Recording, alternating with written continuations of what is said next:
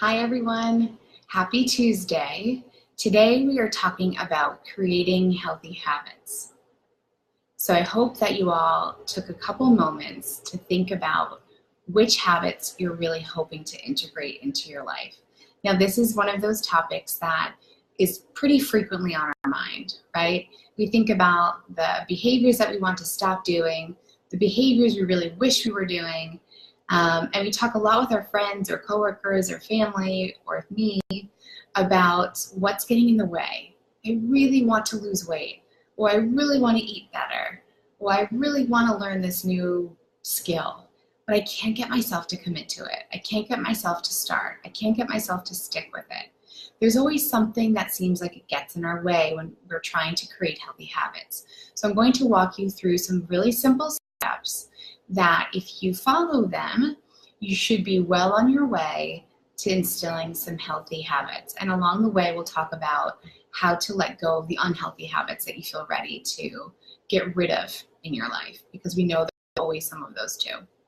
So 3 things to remember off the bat are make a plan. Now, I'm a huge planner and list maker, and this will probably more often than not be my number one tip for everybody when it comes to anything. Make a plan. Figure out where you want to go. We have to have a route to get there. Make the plan. Be willing to engage in consistent behavior. That's going to be huge. And I know that's the hardest part for so many of us, is how do I stay consistent when it's so hard to even get started? We'll talk about that. And third, be gentle with yourself. So creating a new habit is not easy. Behavior change is not easy. It may be simple in theory, but it's not easy to practice or implement. So we want to be gentle with ourselves. When we fall down, we pick ourselves back up and we dust ourselves off and we say, oh, that didn't go great, or I fell off, or I lost track. Let's get back on. Let's refer to number 1, which is our plan. Let's refer to number 2, which is how do I remain consistent? And then number 3, be gentle with yourself. So the first step is to figure out where we start. Now there's a lot of behaviors we can tweak, and some may be in our relationship dynamics, some may be just with our personal health or well-being. You pick one. Make a list of the things you might want to change, and then choose a behavior that you feel quite willing to and committed to modifying, changing. So number 1 is which habit are you going to choose? Pick the one that you have the strongest desire to change, the one that you really want to add into your life. And secondly, know why you chose it. So I will ask you to think about, what would life be like if you integrated this healthy habit regularly into your routine? How would life be different? How would you benefit? What would the pros be? I also ask you to think of what would the cons be. So would there be any consequences involved in adding this new behavior to your routine? What might you need to change or sacrifice along the way? And that's going to come up when we talk later about triggers. But know what your goal is, what the habit is that you want to add. Know your why. So what's driving you to want to add this into your life? What's compelling you? Is something feeling negative with your health? Is there something you're trying to avoid? Is there something that feels like it's missing or lacking in your life? What will this habit add to your life? How will it add value? Write that down. That will be your why, and that will be one of the most powerful tools you'll use on those days when you don't feel motivated to follow through on your plan. And remember, we can't wait for motivation. It's like the weather. It's constantly changing. We have to pick our habit, create a plan, find a way to stick to it. It's all about discipline. 3, set your time frame. So we used to always think that creating a habit takes 21 days. And we're going to stick with that number today because I think it's an easy number to remember. And I think so many of us actually believe that that's how long it takes. Now, truth be told, it can take a lot longer. And there's not an exact number to really how long it takes to create a habit. But we'll go with 21 because it's pretty short term. Short term helps keep us inspired. It helps keep us driven. It helps us believe we can actually do it. 21 days, 3 weeks, all right, I can do something for 3 weeks. I can commit to that. After the 21 days, we can stop and reassess. How did that go? Do I want to keep engaging in this behavior? Am I experiencing the benefits I thought I would from this new addition to my life? So set your time frame. Pick a start date, pick an end date, and this will be the period that you are committing consistently to this behavior. No ifs, ands, or buts. And I know that's the really hard part, but no ifs, ands, or buts. 21 days. At the end of that period, you could stop engaging that behavior. You never have to do it again if you don't want to, but choose a start and end date. I also like to add this one.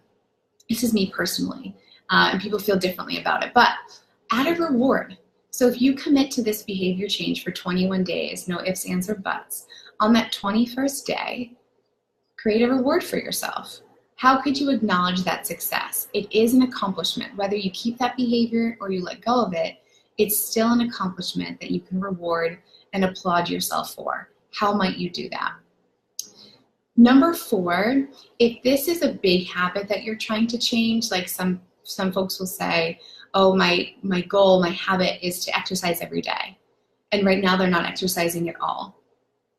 You're not going to get very far, typically, if you say, all right, 7 days or bust. It has to be every day or not at all, right? We're more inclined to stick to the not at all. So start small. Break your larger habit down into a smaller mini habit. Something that you believe without a doubt seems quite reasonable, that you can achieve that without a problem, all things considered. So let's say your goal is to exercise every day. I might say, well, what's a mini goal? What about 2 days? For the first couple of weeks, what about 2 days of the week or 3 days of the week? What seems manageable to you? Then once you master that, add another day or 2 days, depending on how you're doing. Or if you're trying to quit sugar, maybe you start with stopping dessert every night. And then you move forward to say, okay, no more sugar in my tea, or no more sugar in my coffee, or no more processed sugars over here. Try to start small in ways that help build momentum. Do not let it be an all or nothing experience, because then you will be sure to fail. You'll feel really discouraged and you won't want to get back up again.